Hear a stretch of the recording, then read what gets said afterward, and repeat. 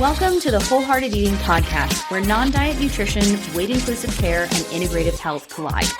We're your hosts, Dana Montes and Christina Hoyt, licensed integrative clinical nutritionists and body image coaches. And we believe you deserve to have a joyful relationship with food in your body, even if you have a chronic health condition or symptoms that just won't quit. On this show, together and with our guests, we're bringing the real talk, no BS vibe with tangible tools to help you pursue health and wellness without obsession or restriction. Remember our disclaimer, this podcast is meant for general information purposes only and should not be taken as a substitute for medical advice, diagnosis, or treatment.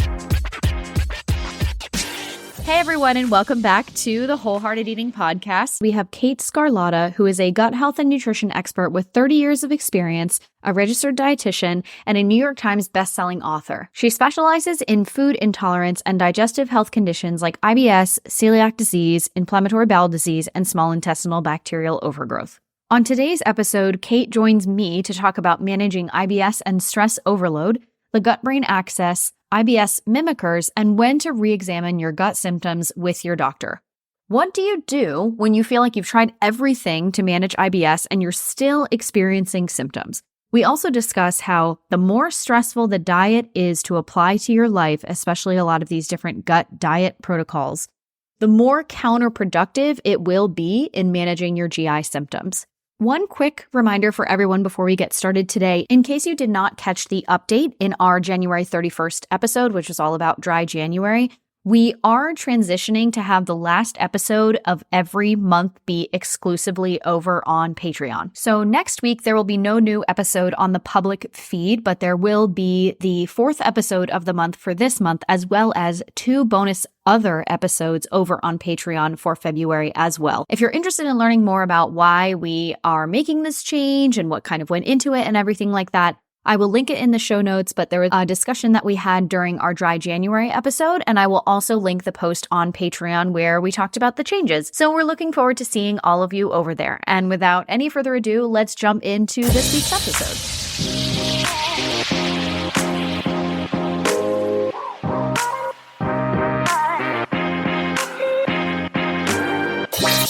Today we have Kate Scarlata, who is a GI dietitian specialist. And as you all know, I love to talk GI. So I'm really excited to get into everything with you today, Kate. So thank you so much for coming on.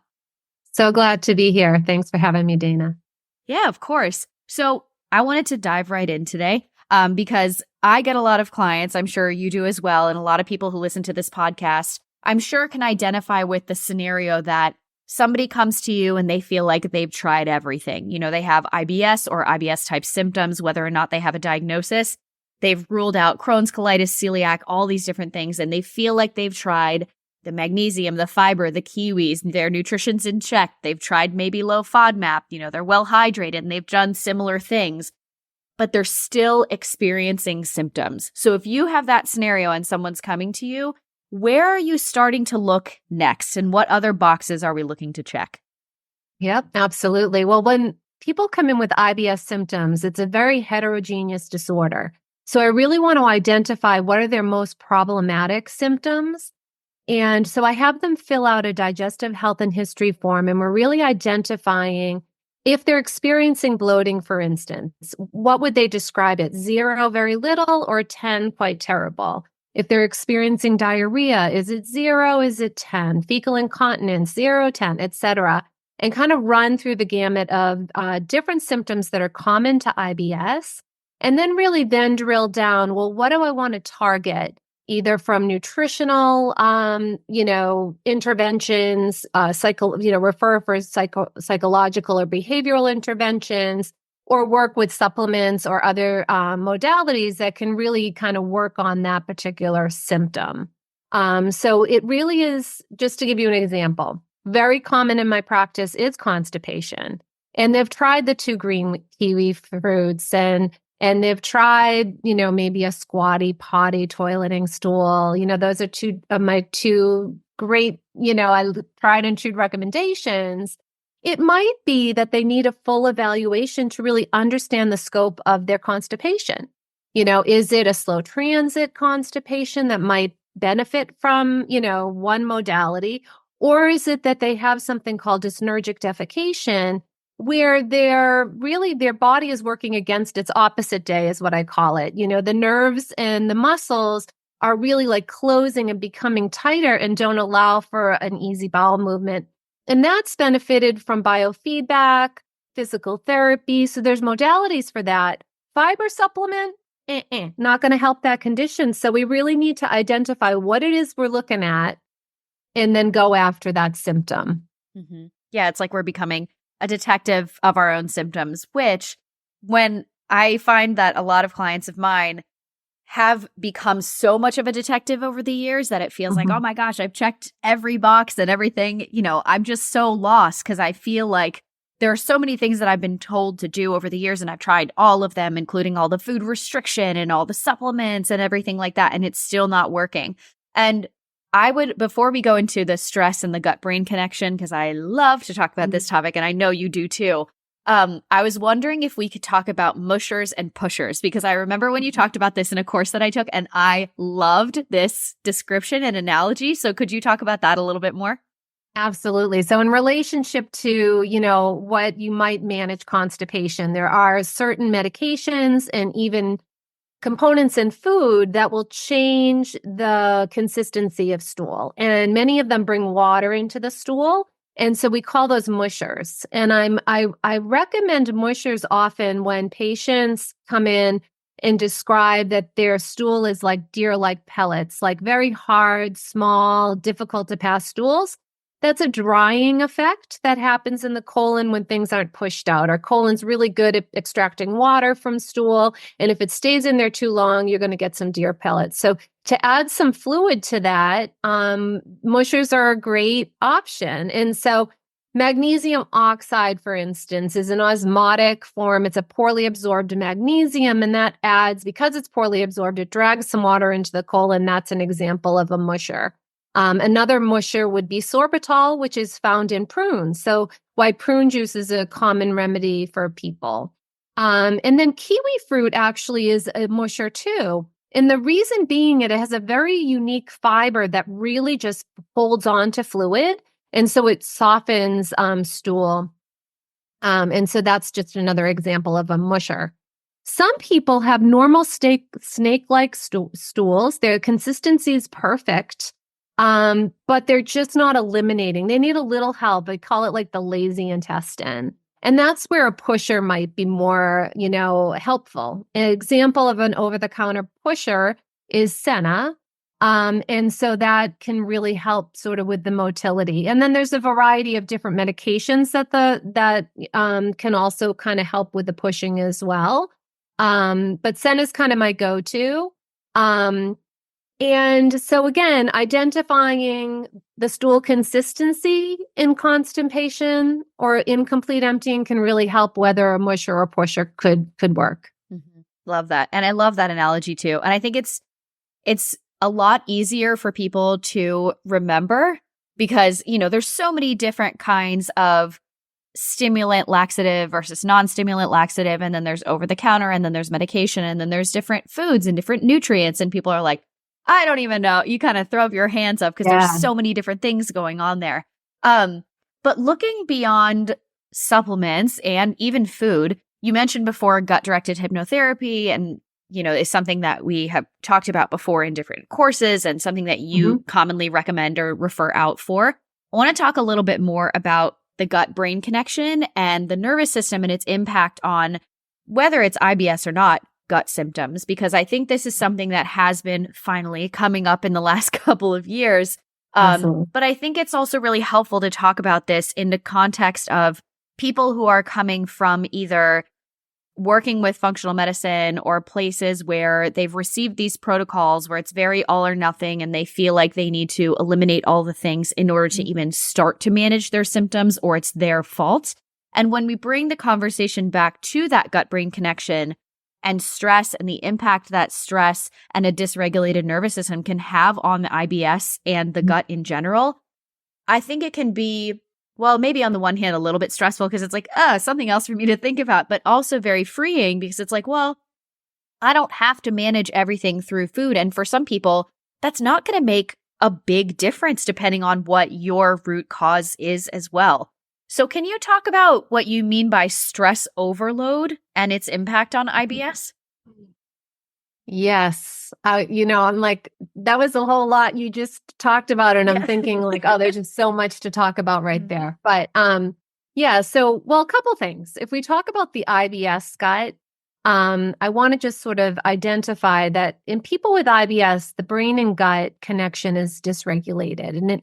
I often say that it's like you're using like, a megaphone. The brain is like, there's a gas bubble in the lower colon, and it's screaming that. And where someone else might feel like a slight little glimmer of gas and they pass it, someone with IBS, it's like alarming feeling, So in IBS, that gut and brain is just so highly interactive.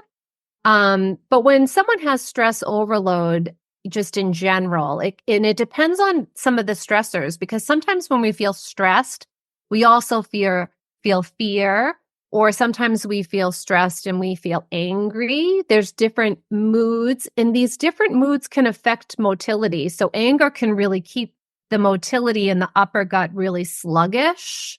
In fear, like think of like you're scared to get on to do your lines in a play. What happens to a lot of people? They fly to the bathroom with diarrhea. So even different moods can affect motility of the gut.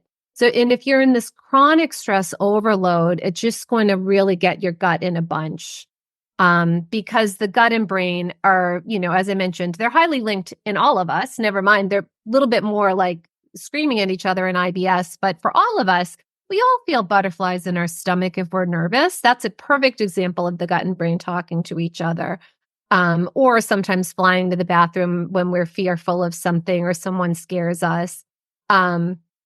But being in that constant drive of stress, and that certainly can happen when you're on the Dr. Google searching, feeling like you are totally in charge of everything every gas bubble you experience is your fault. Every bite you take matters. Some of this is, culture, what we're seeing on TikTok, but we're driven with a lot of these messages that really just constantly put us into this situation that one is not necessary, and two contributes to that stress overload. All have stressors, but adding chronic health conditions and then Google searching and throwing paint at the wall trying to get yourself better is certainly going to not help.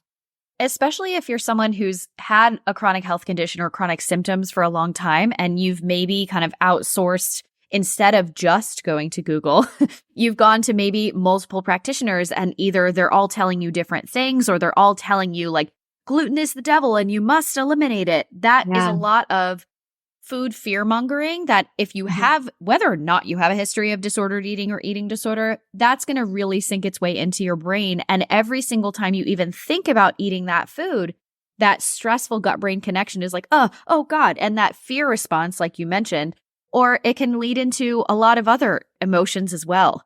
And it's a really difficult place to be because then we find ourselves in this situation as the practitioners of like, okay, well, how do we work on removing the fear around the food, especially if the fear or whatever else is driving a symptom presentation around certain foods, or maybe you're the kind of person where you're like, I just feel crappy all the time, and maybe it's every food, maybe it's no food, I don't really know, but now I'm down to like 10 things that I can eat, and I still feel awful all the time, and now I don't know what to do. Exactly. And that's, usually when those clients or patients come to my office, I'll say, how's that working for you? It's kind of a tough conversation, but it's like, okay, you're eating 10 foods and you're still sitting in front of my, desk here. And I think, if something's not working, you really need to reassess why the heck you're still doing it. I find it with people on the low FODMAP diet, which, I think it's important to mention works for 50 to 80% of people. That means 50% potentially it's not going to work. So it's important to know it's not an all, it's the best we have right now in modifying fermentable carbohydrates to whatever degree is necessary may work for some people. But for a large amount of those people, it doesn't work. And there's a number of people still out there following the low FODMAP lists. And For it's like, years again, at a time. if this is not working for you, what's your plan B? And typically when I see a client, we talk about that because I'm not a plan A person. I'm a plan A, B, C, and D person. So like, let's start here and let's see where we go. And then we might engage plan B. But yeah, if something's not working for you, then not a good idea. And then to your point about multiple providers, I think the most important thing is to have trust and respect for your provider and then build the team around that provider, because there's nothing worse as a patient that's struggling to get 14 different opinions about what they should be doing, because you can't be your own provider and your own patient. You need to be the patient who's educated by providers you trust. And so once you build that trust network, you're going to feel empowered, and they help lead you. You don't have to say yes to every treatment modality, but you're being led in a very respectful way. And that takes so much pressure off the patient. Mm-hmm. Yeah, definitely. And going back to the food for a minute, I always say to people, if food is not the origin of the problem, then we can't look to food exclusively for the solution, right? Because unless it's something like celiac disease or a food allergy or very severe genetic lactose intolerance or something, if you are having a lot of different reactions to foods, there's a reason for that. And just removing those foods is not going to remove the reason, right? It may help in the short term with management of symptoms, i.e. FODMAP or low FODMAP or something. But then it's also figuring out, okay, well, how did we get here in the first place? And what are the things that are contributing to my body's current inability to break down these foods in a way that doesn't lead to all of the symptoms that you hear about on a Pepto-Bismol commercial, basically. Exactly. Which is a really hard place to be because there are millions of people out there who struggle with IBS or IBS type symptoms every day. And it's a really uncomfortable place to be. But one of the things that I noticed you said on your Instagram, which I highly, highly agree with, and is something we talk about frequently on this podcast, is the more stressful that the diet you're choosing to help manage your symptoms is to apply in your life. So the more stress that puts on you, the more counterproductive it will be in managing those GI symptoms. So could you go into that a little bit more? Absolutely. Because again, the brain and the gut are highly linked, right? So they're going to be talking to each other. And if your brain is feeling constant stress on every single morsel you bite, you're going to probably, what we call the nocebo effect, experience symptoms. So placebo is when we take a pill, we think it's helping. It could be a sugar pill, and it's like, oh, symptom free, right? Nocebo is the opposite of that, and it's like you eat something that should be completely, not problematic, but it's problematic. So there's no reason physiologically, but you in your mind have it so, expected that it's going to cause a symptom. So your mind can actually contribute to some of those, those feelings of, GI symptoms, but it's more mind directed. So I think that's important to note. And some people, in IBS, there's a condition called visceral hypersensitivity, and that is just a very sensitive bowel. It's very sensitive to any gas or stool in the colon, trapped gas. It's just highly crampy, and sometimes people need medications like, for instance, neuromodulators to really just dull those sensations, so that every little gas bubble isn't putting them over the edge too. So I think there's so many tools, and we talk about this, not to give my book, Mind Your Gut, a plug, but we do talk specifically about every single type of common symptom in IBS and various behavioral therapies, supplements, medications, because patients that experience these symptoms should have a full toolbox. It should be a toolbox that, this works for them. There are some of my patients that are very particular about certain modalities of therapy. And so we just work outside the toolbox. There's lots of tools. So I think that that's really important, that patients are, we call patient shared decision making, that we say, this is what you have, and these are the tools that we can use. And what I recommend as your provider is this first, but I'd like your thoughts on what you would like to engage in, and then have a good conversation so we're in agreement with plan A of B, C, D, and E, and G. Well, isn't that interesting, right? Because IBS is such a catch-all diagnosis, and a lot of people, when they leave their provider's office and they're like, cool, I've been diagnosed with IBS. Like, yeah, no kidding. I kind of know I've had these symptoms. But a lot of times it's very discouraging to get that diagnosis because it doesn't actually mean, oh, yes, this is where it's coming from and this is exactly what we can do about it, because there's so many different variations of IBS. And I think that part can be very overwhelming for people because it's like, oh my God, there's so many tools. What am I supposed to do? Which is exactly where a trusted provider comes in. Right. But then there's this whole other side of the coin, which I know you will talk about in your book because I saw it in the synopsis, but I would love if you could talk a little bit more about IBS mimickers and when to re-examine those symptoms with your doctor. Absolutely. So again, you start with your trusted professional that you feel really has your back and is really looking at this globally. And you have IBS-D and you've tried different medications. You've, looked at, the rifaximin, a number of different things that may be in play for IBS-D, behavioral therapies, nutritional therapies. You're really just not getting anywhere. Then we start thinking, are we missing something?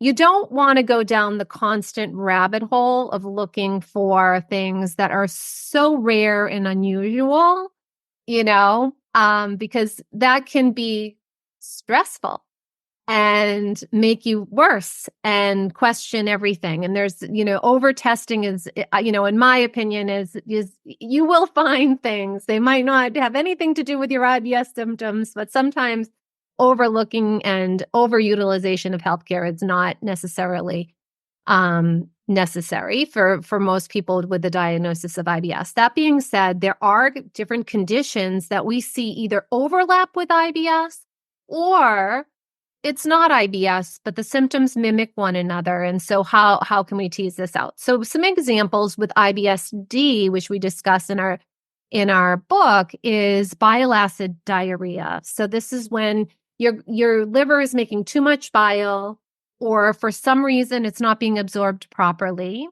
And the bile gets into the colon, drags water in with it. It's an irritant to the colon, causes copious amounts of diarrhea. In that instance, we could do a trial of a bile acid sequestrant, which is a type of medication that sops up that little extra bit of bile, and diarrhea resolves. This is common mimicker in IBS. So up to 50% of people with IBS may have this condition. So we're always going to go, what's most common? We're not going to go 0.023% of people might have Lyme disease. You know what I mean? For instance, that's not the correct percentage, but we want to go like methodically. Okay, this kind of makes sense. This is the type of diarrhea. Bile acid malabsorption also can present with nocturnal or evening symptoms. So you're waking up with diarrhea. That's not really true of IBS. You should not be waking up in the middle of the night. So that's always like maybe it's bile acid malabsorption. They're waking up with urgency.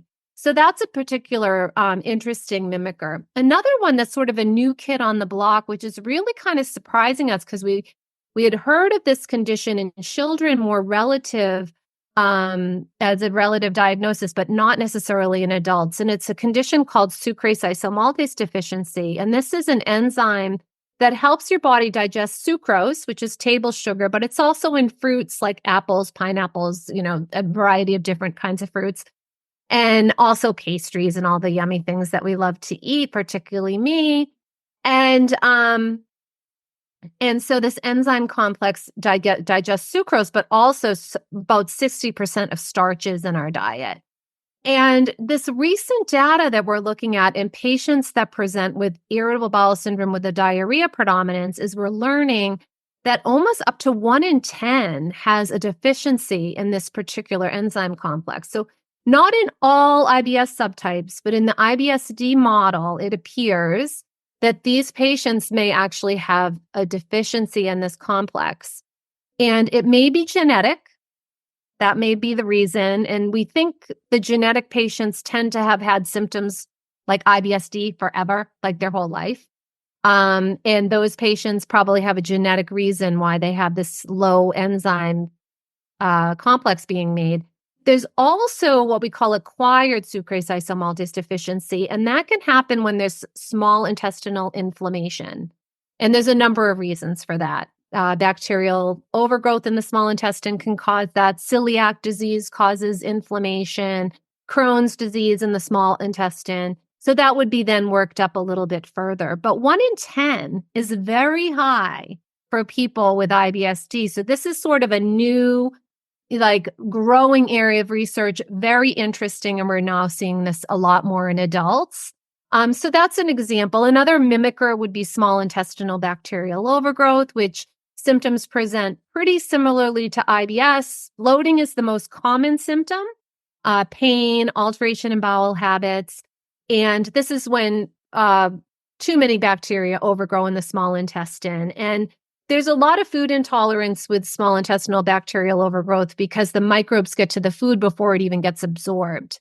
So that's another example. A less frequently found mimicker, so percentage-wise, it's on the lower end, is called pancreatic exocrine insufficiency. And that's when your pancreas does not make enough digestive enzymes. It's a endocrine organ. So it has insulin and it also has digestive enzymes, exocrine and endocrine function. That pancreas is a very important organ in our body. It's that exocrine part that helps to make the digestive enzymes. And so if you're not making adequate pancreatic digestive enzymes, you're probably malabsorbing a lot. What we see in those patients is diarrhea, but also stools that tend to float and are odorous, difficult to flush. But again, less likely, but it can be a mimicker. So those are just some of the higher level. Celiac disease would be, of course, another one.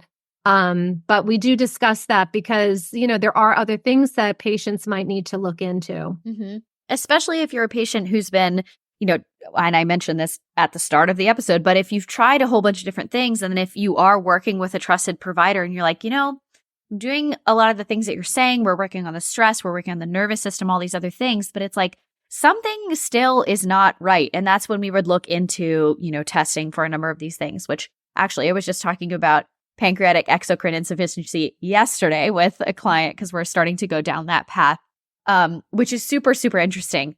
I did want to go back a little bit to talking about the gut-brain connection because I love the analogy with the megaphone that you mentioned. And when you were just talking a couple of minutes ago, I just got this visual of like, it's the super megaphone, when you've gone down that route for a very long time. And I was wondering if we could talk about a little bit more about how this happens, right? Why does the megaphone become so loud over time, especially in people who don't have IBS versus people who do have IBS? And maybe some of the reasons, why does our megaphone get so loud? Is it things that happen in our adult life? We do know that people with higher adverse childhood experiences scores earlier in life tend to have louder megaphones, let's say, especially with relation to IBS. But could we go into that a little bit more? Yeah, I mean, similar. So like children that have had sexual abuse or trauma in their childhood have a higher risk of IBS. And so that linkage is there for their digestive symptoms. What also I see in practice is even if just a transient traumatic moment may alter that gut-brain axis. Divorce, being in I had one patient's family was in a tornado.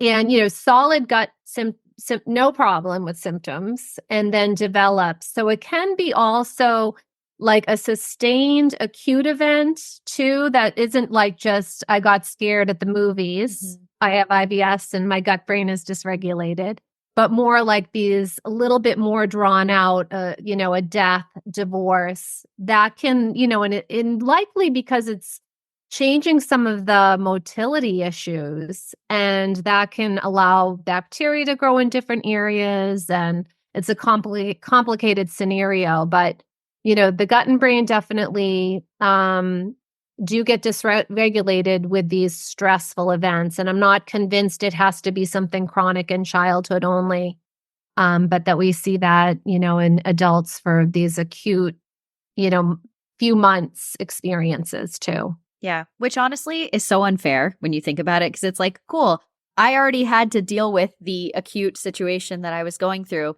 And now you're telling me my nervous system is like, oh, yeah, actually, we're still going to deal with this stuff, 20, 30 years later, or, 6 months, a year or something later. Yeah. So when you're working with people like that, and we're doing, the different interventions, we're working on the nervous system. Maybe they're working with a therapist, whether it's gut-directed hypnotherapy, they're in talk therapy, somatic therapy to work on past traumas and other things like that, but they're still experiencing symptoms on a day-to-day basis.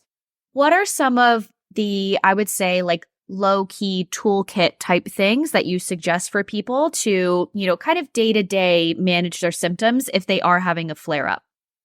Well, probably my favorite and very tangible, especially as a dietitian, to implement is the diaphragmatic breathing technique. So we know that that really engages the parasympathetic nervous system, which is our relax and digest. And that can help with pain. It can help with urgency and just chill the gut down a little bit. So I think, that's something that's very easy to learn. Megan Reel has a YouTube on diaphragmatic breathing that I often send my patients to just watch. But those techniques can be really helpful, generally speaking.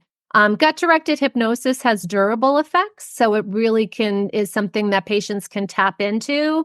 They do the 6-week, for instance, NERVA has a 6-week program. It's a great referable program. And then they can tap back into those learned mechanisms to, again, self-soothe and calm the nervous impulses. What I like with gut-directed hypnosis, I think of like certain things will light up your brain automatically. Like if we're triggered, something scares us. I'm a foodborne illness person, don't need that in my life kind of person. And so certain part of my brain is going to light up when I think about something feels threatening, like a food truck, right? But there are, obviously that's a good sign. It's an innate thing to say that might not be the right choice for you. That's always a good thing to honor. But if that's unreasonable and you've got yourself, you can tap in. The gut-directed hypnosis kind of dulls those signals, those automatic lights that light up in your brain. Yeah, especially for people if, let's say, they're bouncing back from something like SIBO or C. diff or, something very serious like that. The food fears are abound. And of course they would be, right? That's something that I really like to emphasize and kind of drive home with people is you're not afraid of these foods for no reason. It's like that is a survival mechanism. That is a safety tool because when you were acutely in it, things were not going well. And of course your body doesn't want to go back to that place. So then that's when we work on the how do we create more reassurance around these foods, how to create more safety around these foods, and how do we start with what I usually describe as like the lowest hanging fruit, right? We're not dropping you at the top of Mount Everest of your fear foods and being like, let's start here, We're going to start with things that seem a little bit less intimidating, and then we're going to gradually build up your confidence over time as long as we're managing the symptoms to go along with it. But it's a hard mountain to climb. For those people with those people with IBS, celiac, Crohn's, colitis, all the things. Absolutely. But I love the gentle approach. It's definitely, it builds confidence. And why dietitians are really in the best place to guide this, because we understand food science and we understand what those low-hanging fruits are probably going to be for that patient, knowing their medical history and their background. So it really does make a difference, because I think a dietitian's lens is really important, using the art and science to help identify which foods are going to be most likely tolerated by this individual so that they can build trust in their body. And also, I think it's important that the diaphragmatic breathing is really helpful through those food challenges too, because it prepares their body to be in a more relaxed state when they're trying foods. And you go at their pace, which is, important that we honor what feels safe for them, to integrate. But all of that can really help build confidence and help individuals move forward. And it's very rewarding for them and as a practitioner to really just see that list go from 10 to 20 to 30 to 40. Mm-hmm. Yeah, definitely. And I think one of the other things that can be very helpful is developing a sense of community and also not being alone, because these things can feel very isolating, especially something like, SIBO or having a C. diff infection or, any of these other things, especially because most people, unlike us, are not like going around talking about bathroom habits or stool or other things like that, unless you have a friend who's very open about that or a friend who's a dietitian, right? So when I was preparing for the interview, I love that you have, and I would love if you could talk a little bit more about the I Believe in Your Story initiative, which is trying to, bring more awareness to IBS and different gut-related conditions, because it can really feel very isolating when you're on your own. And that can, on its own, make it very hard to find a practitioner that you like, know, and trust with your health. And I love how you say it takes guts to talk about your guts. So could you talk a little bit more about the inspiration behind starting that?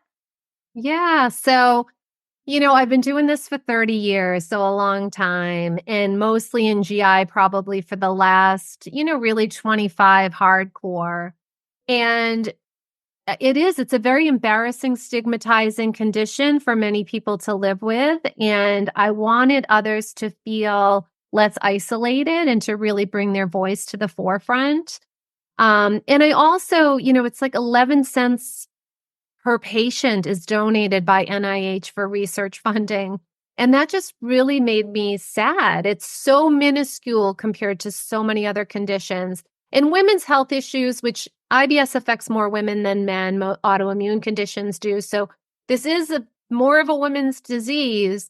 They're funded so poorly. So again, that was also an impetus. It's like, okay, we need more funding and understanding. So I raised money through the I Believe in Your Story campaign to fund Dr. Pimentel's research and Dr. Che's. Bill Che does a lot of food IBS studies, and Dr. Pimentel really is looking at really understanding the root cause of IBS, particularly when it comes to microbiome alterations. So both really movers and shakers. So we've done that. But yes, one of the primary things was to be able to share stories. And, some of the stories were just so compelling. And I really pushed the I Believe in Your Story campaign during IBS Awareness Month in April. And we really gathered the stories and pushed them out. But patients really appreciated hearing from different individuals. In fact, one nurse wrote in and was just like, I should know better, but this is what I did. Like, I'm in healthcare and I know these things, but I went down the rabbit hole. And I think that was really empowering message for other people that are like, I should know better, but I don't know better. And she knew better, but she went down the rabbit hole too. And, just kind of made people feel like, you're not supposed to be perfect here. You didn't cause your IBS. And the reason you're here and have all these feelings around this illness is that it's a challenge. I always like to bring up that, they did a survey study back in 2007 looking at IBS patients, and 20 of the survey members, they were willing to give up 25% of their remaining life for a cure or treatment that would minimize or cure their disease.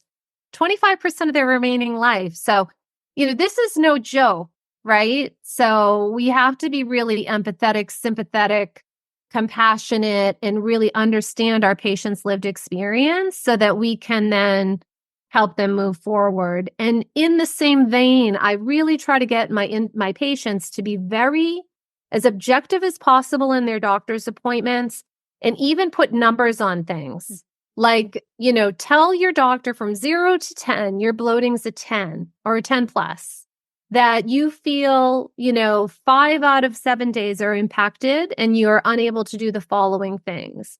Because if you go in and say, I'm at wit's end, I can't handle this anymore, it's not tangible enough for the physician in the 15 minutes that they have to speak with you. So you want to get it as objective and clean as possible so they can go, it's the bloating that's the most problematic and you're at a 10 plus. Okay, these are the 5 strategies for bloating.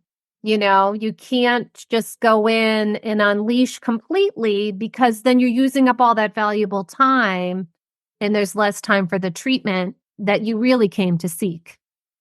Yeah, definitely.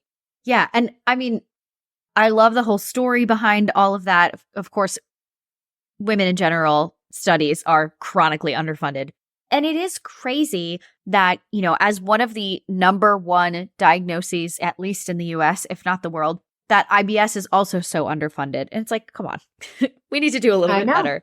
So I appreciate all of your efforts there. But I just wanted to thank you so much for coming on the podcast today and sharing all this great, very digestible, for lack of a, better term or pun, nutrition information and health information about IBS and different things, very actionable tips that people can do and everything like that. And I'm super looking forward to your book that's coming out in March. So could you let people know where they can find you, where they can find your book? And you can say a little bit more about your book as well, if you'd like.